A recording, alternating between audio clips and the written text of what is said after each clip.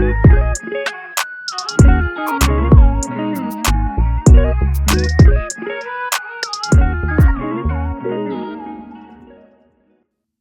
guys, this is Lola, but you can call me Lola if you like. Hi, this is Velisa, and you can call me Vels if you want. And this is the Everybody Hates HR podcast, episode 110.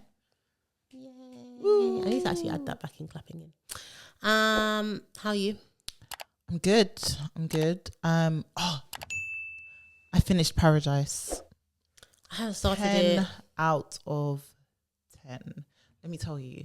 It's from the same writer as This Is Us. I know I've mentioned it. Really? Did you you tell me that? Did I not tell you that? I don't think you told me that because I would have watched it faster than this. And he does the same thing with Time, where you're like, oh my gosh, like. I think This Is Us is just so. I was telling someone the other day, it's so amazingly written, like how it jumps through time and stuff. Okay, This Is Us is an emotional roller coaster. I have to watch. If you're not emotionally stable, don't watch This Is Us. In fact, watch it when you're, because I did it when I was recovering. I told you already, and I just cried the whole time. Yeah, like it's crazy. I think I told you that's how I found out I was pregnant. Because I cry at This Is Us, but I was crying more than usual. So I was like, yeah, this ain't right. But Paradise, amazing. Hulu / Disney, amazing. Like fantastic. Only 8 episodes. They've already started filming season 2 because they don't want anyone to start, where is it after 2 years or whatever. But definitely watch it. Definitely recommend. Very well written. We should make a recommendation list. Maybe we'll add it to the website of things that people should watch. Oh yeah, that would be good. Why not? For the sake of it. I'm gonna add some. I will beat the Severance thing until there. You started watching it? I did, and I'm unsure if it's for me. Oh, are you joking? Yeah. So I went. That's how I've ended up like with Temptation Island. Are you joking? Do you like cerebral things? I do, but I'm just. Do you know? I need to concentrate, and I wasn't ready to concentrate. You have to concentrate. Yeah. You only half have to concentrate. Yeah, but I did just watch Adolescence. I mean, it just came out, but. With Stephen Graham and I keep wanting to say Ashley, but Ashley Walters. It's a 4-part drama on Netflix. It just came out this week, and it's about a 13-year-old who is accused of murder. But basically, the way that it's filmed is every scene was shot in one shot. As in, like, they don't. No retakes. Okay. Amazing, because the 13-year-old he doesn't have any acting experience. One shot, as in they follow them around, or one take, if you know what I mean. Like one. I mean, they called it one shot. Is how they described it. Yeah. So I don't know if that means a whole film, but it must be. Yeah. As in, like, obviously they had breaks, so scene by scene is like one take. Wow. Yeah. And they just call it that so they can limit the budget, or what? I don't know, but it's interesting because the 13-year-old has no acting experience. So, and the emotion that he's shown in these alleged one takes is very, very good. So I would also recommend Adolescence as well. Yeah. I don't really have anything else on my list. Don't you? No, I'm not really watching anything. I'm watching Real Housewives of Potomac. Are you? Free Karen, but not Free Karen, because that was actually so reckless of her. I'm only on season 3. Of Potomac? I just started watching it. We're on season 9 now. I know, but obviously last year I did Real Housewives of Atlanta. Oh, so now you're doing Potomac. Now I'm doing Potomac. Real Housewives of Atlanta just came back. I think I'm 1 season behind now because there was a season last year, wasn't there, that I didn't watch. I think I didn't watch it. I can't remember what the last thing happened was. Yeah, this one I'm unsure. I have to see how I go. Like no Kenya, or barely in Kenya, because they're cutting her out of this one. Cynthia's a friend. And everyone else, Portia, you got Portia, Drew. Shamia's now a main. Drew. Yeah. Oh, Shamia's a main. She's been trying to get to be a main for a while. They're also, it feels like they're trying to push Shamia to be like just one under Portia, but I guess they're best friends, so it makes sense. And then newbies. So. Drew is mad. Because the last time I watched, it was Drew, and it was just after it came out that her and her husband were getting divorced and that she was cheating with a woman. Yeah, he's now sleeping in the basement. Oh, so they're together? No, they're not together, but America, like the court ruling is that he gets to stay in the basement. And she gets the rest of the house. In Potomac, there's that woman who is in shackles. I don't know how it progresses, but what is her name? One of the mixed race, one of the green-eyed bandits. Robin. Not Giselle, the other one. Robin. Yeah, her and her... Juan. What the hell? Is it like, are people so lucky Juan Dixon isn't here. I love that. She's crazy. They're like, they're living together. He cheated or whatever, and the relationship ended. now they're just living together in this situationship, and she obviously wants more than he does. And now they went some medium. The medium said that his mum would be happy that he was with her, and now suddenly he's interested. Like, the whole thing is a mess. It's a mess. Yeah, keep watching. It's a mess, but I can see them slowly trying to get back together. But I can just see that she'll do anything for him. So Robin is a bird. She is a bird. I could tell from the beginning. Like, you wouldn't put your life on hold. She's a proper bird. She's a proper bird. I can tell from the absolute beginning. But there's a lot of birds in the Real Housewives. There is. Candice is coming back for season 10. Candice. What? It's Candice. The one that's with the white guy. What's his name again? Oh gosh, why does his name escape me? It's not Candice. Ashley. No, have you met Candice yet? You must have met Candice if you're on season 3. And she's friends with Monique. And her man's a chef. Always has a restaurant. That's her name's not Candice. Wait, the one that opened up a restaurant with her husband, the Australian one. No, that's Ashley. No, I haven't. Maybe I'm on season 2. Oh. No, I'm on season 2. Maybe. You haven't met her? Oh, yeah. Oh, yeah. Candice, yeah, I do know. Oh, Candice. okay. Yeah. Oh, yeah. She. Oh, yeah, I think I told you. I was like, I think I mentioned it. She said she just loves him. I'm like, what's she doing with that man? Yeah. What's she doing with that man? Yeah. With his, what is it, 2 kids? Chris Bassett. One that he doesn't see for 15 years or something. Yeah. Anyway. But yeah, she's back for season 10. Okay, I do like her. She's a bit peppy, but it's fine. I like Candice. HR. I don't even know where we are. You need to lead me. Okay, let me lead you astray. I want to start with a story, sort of a case, but it's not really a case. It's just a guy that got fired in the end. So, there was a HR business partner at a law firm, city law firm called CMS. It's like one of the largest law firms by headcount. I don't know about revenue. And his name was Dan Cooper. And so there's a Twitter account called Reform Party Exposed, or Reform Party UK Exposed. And it added him and said, by the way, this is one of the Reform Party candidates for this constituency or this area. And that basically opened up a can of worms, and they started looking at his tweets, and he basically had a lot of like anti-Islam tweets and some racist tweets and stuff like that. So and then the law firm, as soon as they found out, they obviously did the investigation or whatever, they fired him. And then they sent a note to all the employees basically saying, look, his views don't represent our own views. And obviously if it was a regular employee, it would be already bad. But to have someone in HR who for all we know, that person is responsible for DEI. And these are some of the things that he said. Listen, trigger warning, racism, Islamophobia, schisms and everything else. So please, if you don't want to hear it. In one tweet, he wrote, on his X account, he posted, he described Islam as a 7th century barbaric cult. Wow. And he said Islamophobia is a made up word. Okay. He went on to say, if you are over 18 and you think you are transgender, you have mental illness. If you are 8 and you think that you are transgender, your parents have mental illness. There was lots of other tweets. And basically, as soon as his employer found out, a law firm, they weren't taking any risks. They him straight away. They cut him.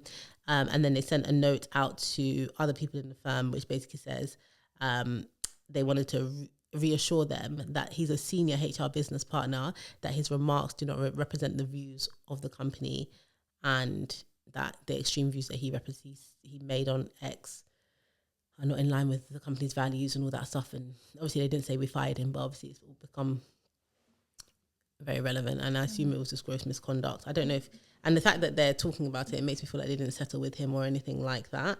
But it's just one of those things, like, you know, when everyone's talking about why HR are rubbish and everything, it's like, it just is a reminder that HR are just people. They're just people. So you get racist people, you get transphobic people, you get Islamophobic people, you get sexist people. And I don't, sometimes people think that if you're in HR, there's some sort of special recruitment process that weeds out the crazies, but there isn't. So the same way you could get, a racist marketing manager and therefore your whole website is full of white people. No, that's not the only reason, but you can get a racist or a Islamophobic or a transphobic HR person. Like, I think people think that there's with also Zen, and that doesn't happen, but it does. The recruitment process doesn't weed that kind of stuff out, especially if you can, especially if you can hide it well. And then the other thing, which I found was really funny, after all of this, Reform basically came out and have said that he's suspended.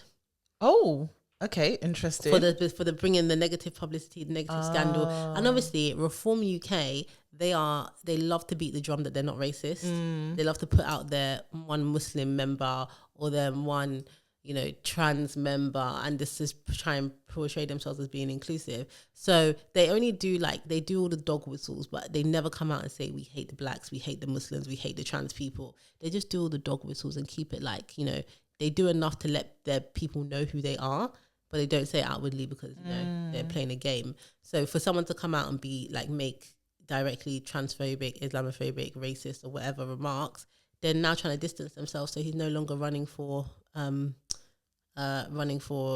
office within whatever. Oh, really? And they suspended him from the party. Interesting. Imagine suspending someone from a party for directly saying what you all think. For real. Oh. It's like they said, you're supposed to say that inside. Not outside. Not outside. Inside only.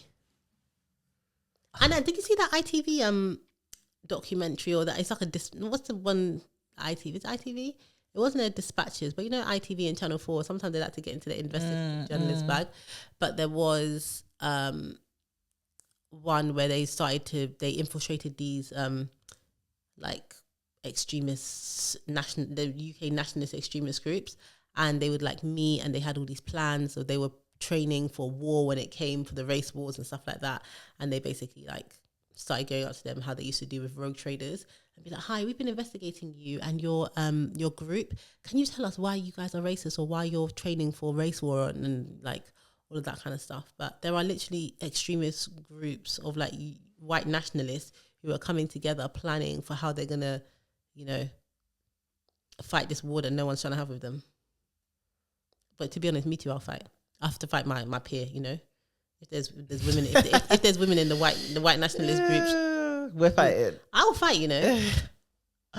I'll fight. I don't have no issue fighting. I'm actually not anti-violence. People think that you have to be as an adult, but I don't believe anything in this world has ever been achieved the big things without bloodshed and violence. Yeah. And it's not my blood that they're gonna shed. Yeah, no, I hear that. I fully hear that. Yeah, it's not my blood. It will have to be somebody else's, but not mine.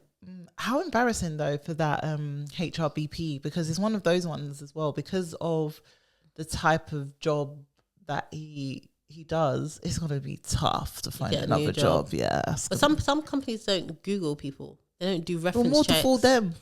They don't do anything, so you could probably get away with it. But as soon as they find out, because that's the kind of thing that even if they find out after the fact, they can still dismiss you. Yeah, that's gonna be tough. But also, he might just get a job in a small company where they all believe the same thing. Fair.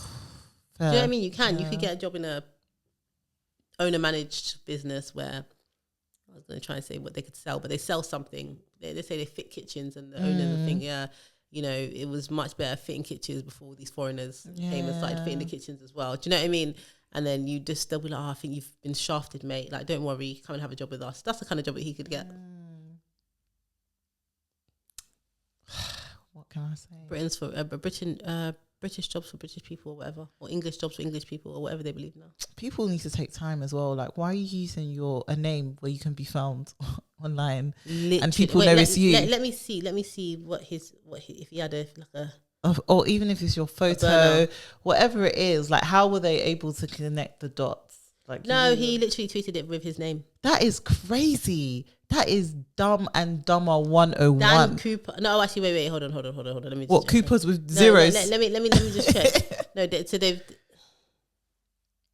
And he wrote all views expressed on my own. Did he? What an idiot. Dan Cooper. What an idiot. This is him. Hi all, I did a thing. I'm so proud to represent Reform UK for Boston Coastal in Lincolnshire County Council. It was a county council election that he was going for. Imagine, like, obviously you're free to do whatever you like as a HR person, so your political affiliation and stuff like that, but it's just hard when you're like affiliated with such an outwardly like polarizing and obviously perceived racist organization. Because obviously if he was a Tory MP or running for some county election for the Conservative Party, no one would say anything. Even though I might not necessarily agree with all their policies, you might not necessarily agree with all their policies, it'll be fine, because ultimately we can say that it's not just a party which is fundamentally just about racism. It's more about, you know, conservative values or conservatism in general. But Reform, that is literally their whole bag.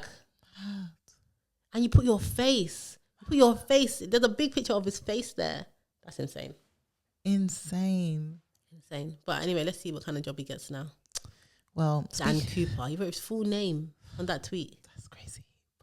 Speaking of men, so we mentioned it when it first happened. So cast your mind back to 2023.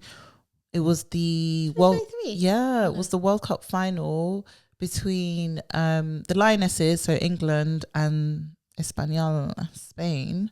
Spain won. Mm-hmm. And when they did win, they were all celebrating. And I believe it's the chief of football in Spain. He gave a massive kiss to one of the Spanish women who, you know, participated in winning the World Cup.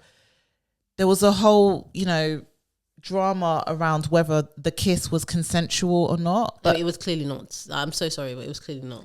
So essentially, it went to high court in Spain, and during the court case, the footballer, she testified and said that it tainted one of what was supposed to be one of the best moments in her life. Yeah, I can imagine. Yeah, and said it wasn't consensual. It came out of nowhere. Which we all watched. The former chief of football said it was consensual.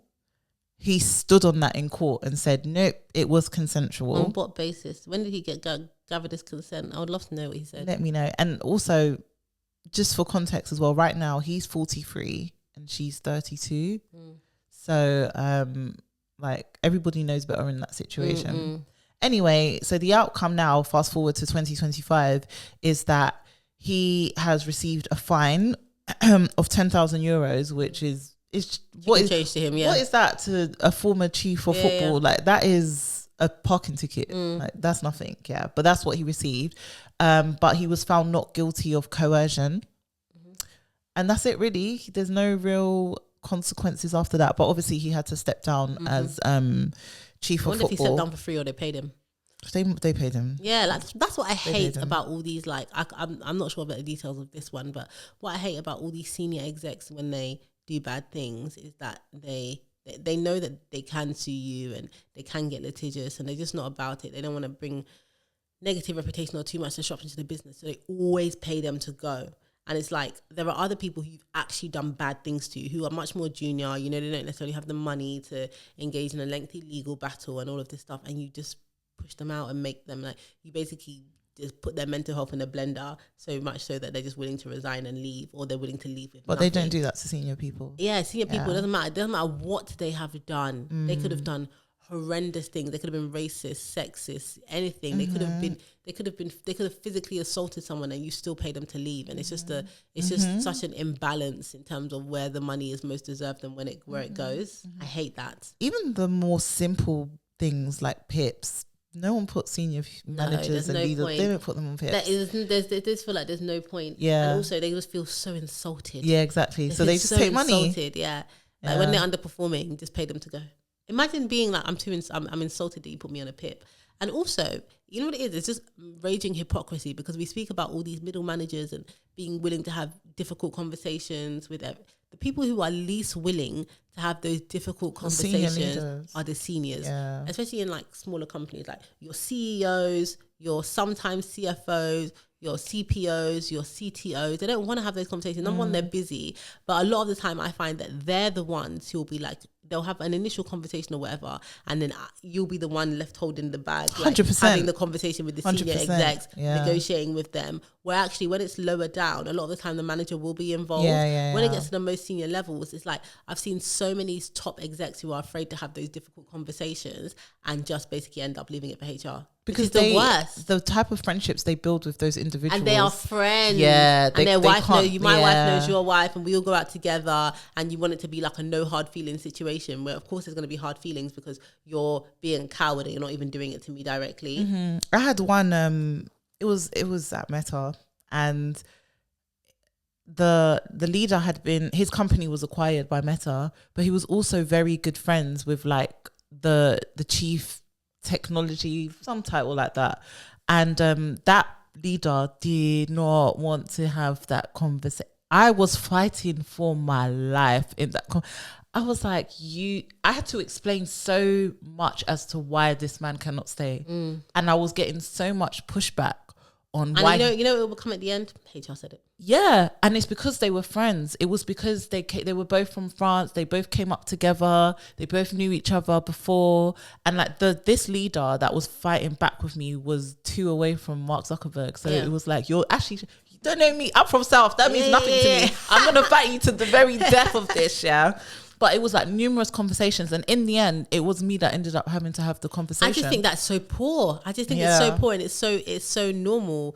Like, have this conversation. Yeah. I don't think he was involved at all from a standpoint of where a leader should be involved. But of course, he was having conversations with that guy. And sometimes they have the conversations where they're actually undermining what you're doing. Yeah, like, 100%. I'm so sorry. This is where we are. Yeah. We have to go through this process. I know what the budget is. They will do up to this. So ask for more money. Do this process. Do that process. And I'm not going to say that I never told an employee to ask for more money. I'm not going to say that.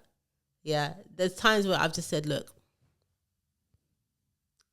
take a look at the number and, see how you feel about it. Discuss it with your family members. If you feel like it's not sufficient, then, that'll be one of the points that you might want to come back on.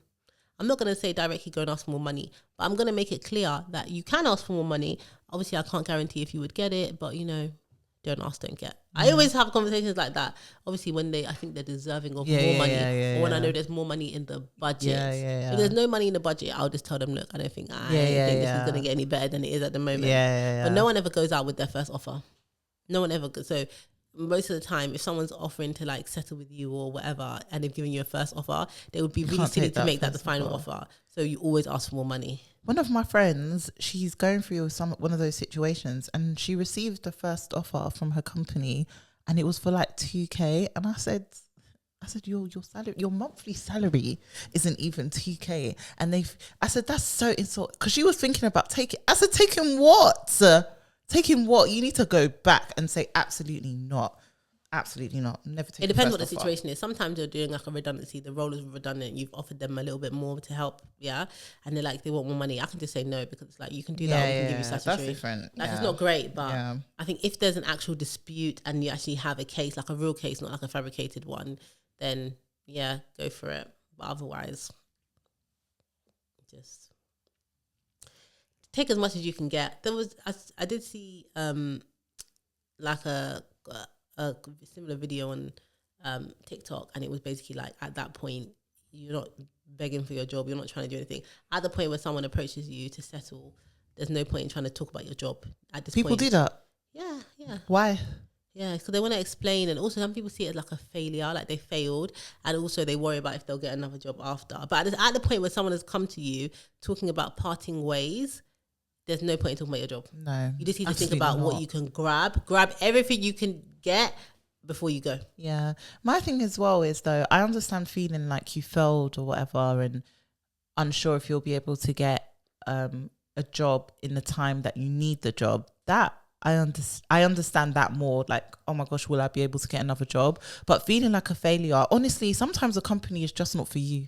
Not for you. You will do well in one company and not so well in another, and you'll go to another one and thrive even more than the one you were doing well in. I think you should never feel like a failure. Losses. Yeah, you just have to be like, you know what, this wasn't the place for me. Yeah, and when you also, obviously, let's do it realistically. Like, if you're not performing and you haven't tried your best, like, it's a different situation. But the opportunity cost of staying and trying to prove yourself is that every day your confidence is just chipped away. And if you've ever worked with someone who's been made redundant or been through a difficult circumstance in their previous job, when they come to you, you can tell. Not to say that you don't hire those people, you obviously hire them, but you can tell, like, you have to really spend time building that person up, reminding them their confidence is shot. 100%. They're asking you to review things they would have never asked to be reviewed before. They're asking for, reassurance on everything because somebody has made them feel so not confident in their work and their ability. But then they'll go into another role and someone will be like, yeah, of course, I don't need to sign that off, like, you've done it, like, you think it's good, all right, fine, I'm happy with it. And then but they're like shaking because they're like, oh my god, what if I get in trouble because somebody has basically like gaslit them for like a year or 6 months or whatever into thinking that everything they do is bad. It's a trauma response. So that's why I'm always like, look, you can stay and try to prove yourself if you want to, but why are you trying to prove yourself to people whose opinions you shouldn't even care about? You may as well just go somewhere where you're actually going to be valued, going to be wanted, going to be welcomed, going to be happy. But people still have this whole thing of like, I want to prove that I was good. I want to prove that I'm worthy. I want to prove they're not going to prove this. Because once they've made up their mind, that's it. That's Really? it. There's absolutely nothing you can do about it. Like that is it. And somewhere where you're somebody's mid performer, you're in another company, you're someone's high performer. Listen, do you know what I mean? That is like even with, I'm not even talking about the perception. I'm talking about some companies have higher standards 100%. and I've seen this firsthand. Like when I left, like when I moved out of consulting and I've gone into like other business, even when I was within consulting and I went into other businesses, the way like I was trained, I realized, wow, like nobody works like this. Like even having to be a consultant and track your time in 6-minute increments so that you have to have good productivity. Like every month, your utilization comes out. How utilized are you on projects? What have you been charging your time to? And you need to be hitting 80% utilization. So 80% of your time has to be actively spent on client work, right? And they know because all your time is on the code. We know exactly what you've done. So you can't faff around because you don't want to have bad utilization. So everybody is kind of conditioned into working hard and thinking about how they're spending their time and assessing how they spend their time. When you go into another organization, leaving that sort of environment and going into an organization like, for instance, no shade, the NHS, and I have done it, you realize that no one knows what anybody's spending their time on. And that's most organizations where you don't bill your time. No one knows what anybody's doing. So it does leave space for people to take the piss or for you to become like, for you to have days where you do nothing or you only do one thing. And when you're in those other environments, you can't do that because you're like, oh my God, my utilization. It's like, it's actually very traumatic, but you just don't do it. So when you come out of that sort of organization, even if like for me, I found that when I left that sort of space, even if I'm working at 50%, I'm better than everybody else.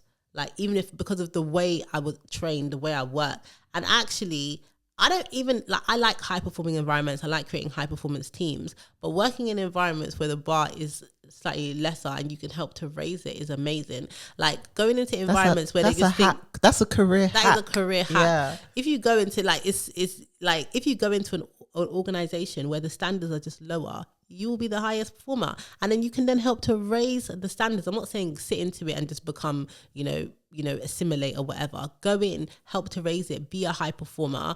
Like that's nicer than being in an organization where it's like high performing, people are working crazy hours and you maybe don't want to keep up with that. Let me tell you, like, I know I'm bringing them up again, but Meta, that was the first company that I worked at that high performance is everything, and it showed every single day. Like the amount of cases that I would deal with at Meta, the amount of countries, the amount of managers, the amount of employees, the amount of cross-functional partners, since Meta, I've never experienced it at that volume, at that pace, that intensely again. And it took me a while to actually adjust from going from an environment like that to the environments that followed. And it's not to say that, for example, Workday wasn't busy, but the expectation is not the same.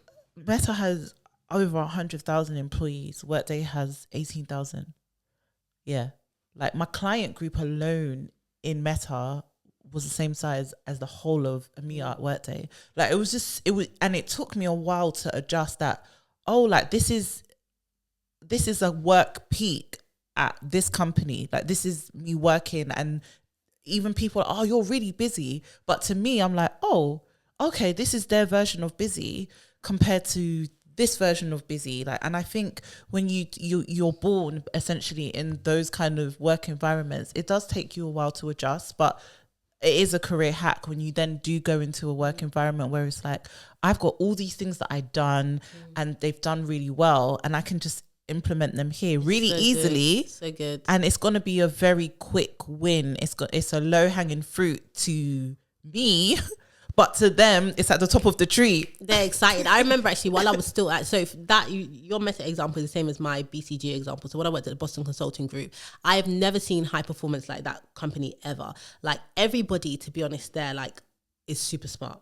Like, literally I was in the room and I'm the dumbest, like, and I'm not a dummy. Do you know what I mean? But I was regularly the dumbest person in some of those rooms, right? Whereas even if I was compared to other consulting companies like Deloitte, like, I never felt like the dumbest person in the room. But those, I literally felt so dumb. But it was nice working with people who were smart, who were like, you know, stretching you, who like, you can, like, they can help to develop you. But also the output in that organization is insane. Like, when you join, they tell you will work 14-hour days sometimes. That's crazy. And they tell you, this is high performance, we expect a lot. You know, they pay them insane amounts of money. And I was in HR, I wasn't even in the consulting track there, but they pay them insane amounts of money. But they tell them, you know, to whom much is given, much is expected. Nah, for real, you know? for real. And they all know when they go in that what it's going to be like to work there. And some of them can hack it and some of them can't. Like, burnout is so real in that organization. So real. Like, you have to be a certain type of person to survive 100%. in that organization. You have to have an understanding family. I saw so many people resign and they were like, if I don't resign, my wife is going to leave me. That's crazy. And they'll go work in another consulting person and they'll be fine, because they're not all the same. But just the way we used to work on clients, the way clients will be so happy about everything. And like, you know, sometimes clients get consultants in and everyone's like, oh, the consultants are coming in just to make PowerPoint decks. But these people were actually, I was amazed at what they did. And I was in the tech consulting part of it, and I was just amazed at it. And I enjoyed being in that environment. But even for me, it was too much. So when I ended up getting an offer at a new company, I decided to go. And they replaced me with 3 people. So even for that environment, It happened to me at Meta. yeah. Even for that environment, it's like I was even overdoing in that environment. And I've actually been invited back to work there a couple of times as well. So it's not like my work wasn't up to standard, but it just wasn't culturally for me. Like, it wasn't how I just felt like I was like, it was just I like high performance, but it needs to be sustainable. For me, that type of high performance wasn't sustainable. There was 1 week here where I was in London, Paris, Amsterdam and Brussels, all in 1 week. So I went from London, I went to Paris, from Paris I went to Brussels, from Brussels again train to Amsterdam, and then I flew back. And I was fucking knackered. And I was like, I don't want to do this, but that's how they work. A lot of them will be living in London, but they'll be staffed on projects in Brussels. So you go on Monday, you come back on Thursday. That's crazy. And then on Friday, you're in the office. That's bad. So then you're in, like, this was pre-COVID. And then you spend the weekend with your family. Monday, you're back on the train. You're back on the Eurostar. Then you come back on Thursday, because your knowledge and your expertise is so niche that they don't have it in these other places. Or you're from the Amsterdam office, but they staffed you on a project in Paris. So you go to Paris on a Monday, you come back on a Thursday and stuff like that. Or we had some people from South Africa that were staffed on projects in London. So they will come 2 weeks on, 2 weeks off, 2 weeks on, 2 weeks off. And that's just like, it just wasn't sustainable for me. That is not sustainable. Yeah, but for people do it for their whole careers. One of the MDs there, he said, I have an agreement with my wife. I go anywhere in the world, but on the weekend I have to be at home. Oh, really? Yeah. So he was like, it doesn't matter where he goes. So even if he was flying, it was on a project in South Africa. He lived in Brussels. He was like, I have to go every week. He said that was the way he was able to sustain his relationship. His wife was like, go where you need to go, but Friday night, you're here. And to be honest, that man was not trying to get the divorce, because it doesn't matter what we did, he was going to be home on Friday night and leaving on Monday morning. He can't travel on a Sunday. That Saturday and Sunday, whole day had to be at home. Oh, really? Yeah. I think that's fair. So, as you know, I used to work at John Lewis, and everyone that works at John Lewis is seen as a partner, I quote. So you're all shareholders. But you're not. So you're supposed to get the same percentage bonuses. Everyone gets the same percentage bonus, basically. But for the past 3 years, they haven't given any bonuses to employees, and they've said it's because there hasn't been enough profit to do so. But this year, John Lewis have made 73% in profit of their revenue, whatever. Yeah, and they're not giving bonuses. Why? They haven't really said. I feel like they just got used to not paying it. Yeah, and like maybe they're in deficit and they're trying to come up, but that's, you know, after 3 years you finally, you know, and that was always the selling point of John Lewis, like we're partners. And I know like in the past they used to get really good bonuses, and over the years it's just gotten lower and lower. My bonuses were sweet and lower, exactly. And so now the bonuses have gotten so low, and then they're not paying them. That was the selling point of John Lewis. Like they're partners, everyone's in it together. I was 19 when I started working at John Lewis. What kind of bonus did you get? I got 20%. 18%, yeah, very good. Listen, John Lewis bonuses. They got me laptops. They took me to New York. Wow, yeah, 20% bonus is very good, even in today's 100%. Yeah. So, but imagine being 19, and also Sundays was time and a half as well. So they take what you earned in the year and apply 20%. Yeah. So it was very sweet, like regardless of your position in the company. Yeah. So it is really sad that people are working there and not getting to experience that, especially now they've actually made a profit and they can afford to. And I know they have some long-serving staff, because people are bought in. So people, it's like, it's not even like you just came in and you're just experiencing it. Like you remember the heyday. 100%. And you're the only reason you're still there is because you're hoping for that heyday to come back. 1,000%. So they need to sort that out. Don't let people hear that and then they take themselves somewhere else. A head office person at John Lewis, let's say you make 50k in yesteryear, that you would have got 10k at the end of the year, just like that, and your bonus. That is a serious bonus. Yeah. I think I've only worked somewhere one time that had a 20% bonus, and it was sweet too. I've only had 20% bonus once. Yeah, same actually, just once. Yeah. Now they're all at 10%. Do better, man. 13. Do better. And like, we're arguing over 0.5%. You can get 12%. High performance, you're getting 14% or something. I'm like, I find bonuses a little bit depressing though, because especially when I had student loan, and I would, you know, when you just calculate. Does it apply to your bonus? Yes, it does. So whenever I would get a bonus, I would just cut it in half. I'd be like, okay, just half it, because that's what I'm going to get, which is really sad. That's between tax, student loan, is everything. It's like a 50% tax with student loan, and student loan is a tax. It's literally a tax. It is a tax. It's a tax on people that didn't have families that are wealthy enough to pay for them to go to university. Which is fine when you're paying 1,000 a year or 3,000 a year, but 9,000 a year plus that interest, that criminal 360 Meg Thee Stallion deal interest. Yes, exactly. Because for us it was bad, but it wasn't that bad because we were literally paying 1%. Yeah, ours was fine. It was actually calm, and it wasn't that much money. And our generation, our group, right, will like it's very achievable to pay off. Yeah, it's very achievable to pay off student loan. Yeah.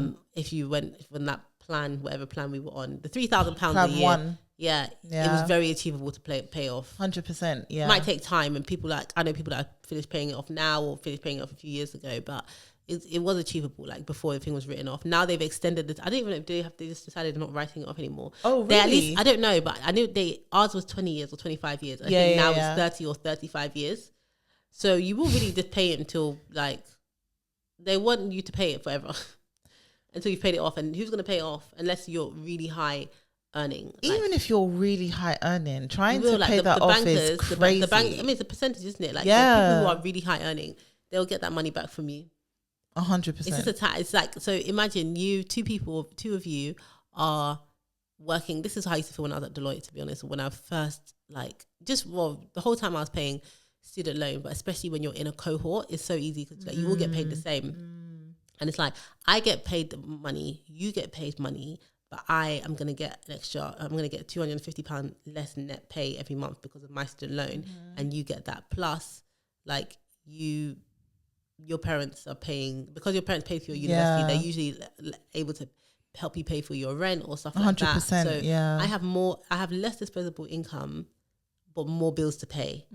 So that's where it like thing. But obviously, part of that time saying, "Oh, that's just your parents' fault" or whatever. But it's just like it makes such a big difference, and it's like I'll just get a student loan, but actually, it literally the fact that you didn't have money when you were younger or you grew up in a a lower socioeconomic group literally follows you. It will follow you for your whole life if you're in that group until you pay it off or whatever. So how can something that I had no control over when I was 18, I just wanted to go to uni and get an education, mean that I get paid less when I'm 35? Like, that's insane to me. Like, I get paid less when I was 35 because I wanted to go to university and my parents didn't have the money. And it just blows my mind. Listen, the Scots, they've got it right, isn't it? They've got it right. There's so many things that they do better than us. Yeah, I know. When I saw that baby box, I said, yeah, that country. That's so cool. I said, that country, they're innovators. They're at the forefront. We're just here in the UK, in England, leading from behind. It's actually so sad. It's so sad. Happily. Like it's ridiculous. And also, you know what's really, it's not bad. I'm not encouraging this. I have to say I'm not a financial advisor. I'm not saying this. But it is a shame that like when your student loan reaches a certain point as well, you can't just like pay it off with your credit card and just like... Please don't take financial advice from Velisa. And then do it that way because like... But you know, I have a brother who's like 10 years older than me, and he was saying that when he bought his first property, it was like 3% deposit. He put it on his credit card. He said something like that. And my brother, I think the first was a like a 2-bed house in New Cross, 2-bed flat in New Cross, like a conversion. And I know how much that place is worth now. And he paid 3%, and he put it between two people. They paid 3%, and he put it on their credit card. Wow. And I just think, how is that possible? He's only 10 years older than me. Wow. So when we were talking about buying something at Sharp, you don't know anything. Like me and you, we're not mates. Yeah. We're not mates. Like I can't relate to 3% on a credit card, and that's how you paid your deposit. How is that possible? That's why he is the reason that the economy crashed. No, for real. All of that rubbish. For real. All of that rubbish. You're borrowing money to borrow money. That's insane. How is that kind of stuff allowed to happen? Do you know what? Sorry, one more thing before we go, because I saw a LinkedIn post like that kind of it's like gone viral basically, but this conversation has reminded me of that. So it basically says, I'm 25 in a so-called good career, living in London and still clawing my way out of bills every month. I'll probably never own a home, climbing the corporate ladder, not exactly a dream when the jobs at the top are held by people who won't budge until they retire. And for what? Working harder for marginally better pay that still won't keep up with the cost of living. So remind me again why I should happily spend a chunk of my already taxed to death salary on the world's most expensive transport system in the world just to sit in an office, dial in on online calls. Early millennials, Gen X and boomers at some point in their careers got free lunches, reimbursed travel, traveling to new places for work, bonuses, stock options, and actual face-to-face meetings with clients actual good pensions over coffee. It's true. Now what? A slice of lukewarm pizza and a beer after work if you're lucky. We're expected to survive on a salary from 5 to 10 years ago while paying 5 to 10 times the cost of living.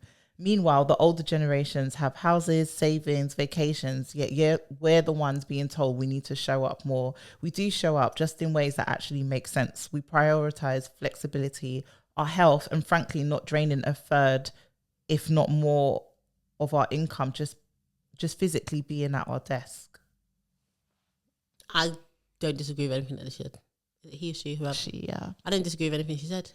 Me neither. And I always think that it's like when people talk about there's just the generational gaps and stuff. And I like the fact she said early millennials because that's because I'm not included. She knew. But it's like I agree. Like people making decisions, and it's like you know what you experience, and you know we're not getting to experience any of this. Talking about we're lazy, we need to do more, we can't afford certain things. Like in order for you to buy a house, you've had to do very little. You could have just been like you could have been 100% mortgage. You could have been average. Like you could have been so average at your job, probably even bad at your job. Taken just like you didn't have to be high performing, high TV. You just need to show up, and it's fine to be average. People are going to be average, but you just have to be average to be able to have a life. To be able to have a life that you were happy with.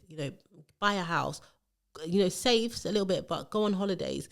Have the things that you needed. In order for people, especially in London, to do that now, they have to be high performing, or like not even high performing, high earning, because you can even be high performing and still not get paid that much money. If you do certain jobs, you can be a high performing nurse, you could be, you know, a high performing firefighter, you can be a high performing a lot of jobs, and a high performing teacher.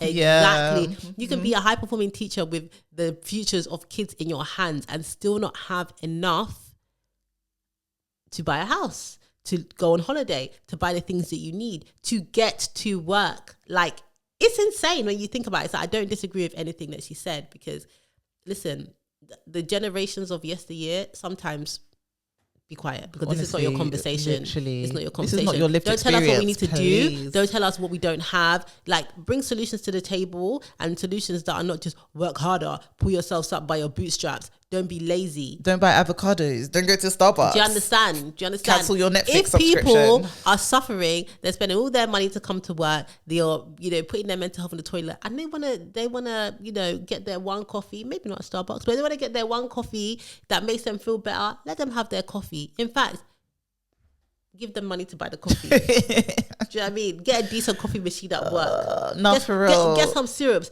Get a barista. For real. Maybe if you had a barista at work, people they wouldn't feel so upset about coming. Pay for their transport. I do think there is a balance, right? And not season ticket loan type thing. No, yeah, but I don't think I think there is a balance, you know, like what people sign up for, and you know what that they need to be happy with what they sign up for. But sometimes you're just, especially with the job market now, you're just going for whatever you can get. But I hate when these people with, you know, a head full of grey hair and a patch in the middle, usually, no shade.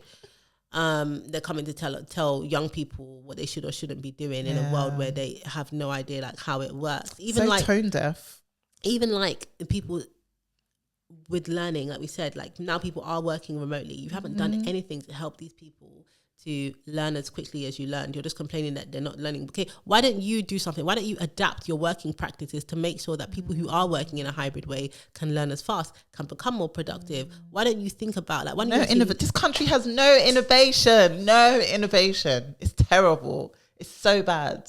Why would we have innovation when we're not even interested in diversity? And in theory, we're even interested in diversity of thought, but we're not even interested in that. It's true. Anyway, that's a sad note to end the episode on, but it is what it is. Things go on. Guys, please subscribe to YouTube. Yeah, please. Please. Even if you watch us on Spotify and Apple, like if you listen to us on those. We're getting there. Yeah. We're getting there. Road to 1,000 subscribers. Yeah, we're really trying. 150 away. Maybe less by the time this episode. Hopefully.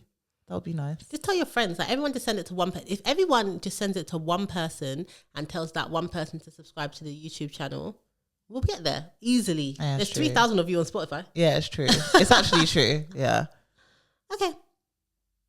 That's a wrap, guys. Bye.